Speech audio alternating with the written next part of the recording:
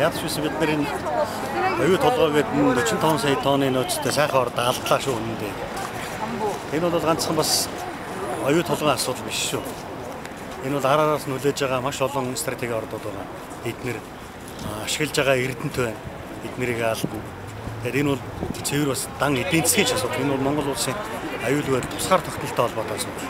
Монгол улс хааш байх уу байхгүй гэдэг асуудал өнөөдөр хэлцэж байна. Тийм учраас монголчууд бид нар бүгдээрээ одоо сонор сэрэмжтэй байж бүгдээрээ их төвхтэй байхгүй бол бидний ирээдүйн хойч бол ингээд яг Африкийн замаар л орлоо шүү. За одоо энэ саарл ордон байс одоо цагаан ордон болчлаа хүмүүс одоо энэ шийдвэр гаргаж байгаа хүмүүс. Эдгээр одоо хэний талд ажиллаж байна эсвэл ямар шийдвэр гаргах магадaltaй байна вэ? Таны хувьд юу вэ? Энэ бол ойлгомжтой л доо. Энэ бол ойлгомжтой гэдэг дээр ойлгомжтой болоод байна. Үндсэндээ тэр Риотинтой анх байгуулагдахдаа Риотинтой анх гэрээний үеэр нэг гэрээ байгуулахад $800 сая оруулна гэж би гэрээ байгуулахад $800 сая зарцуулна гэж интернетээрээс уншиж байсан. Тэр ер нь бол ортой бол тараад байна. Мэдээж одоо тэр их мөнгийг бид нэр энийг гэрээний эдэн цаас принтерийн хоорондоо зарцуулаад байна. Монгол улсын засгийн газрыг л хөдөлгөөд авсан байна. Ойлгомжтой.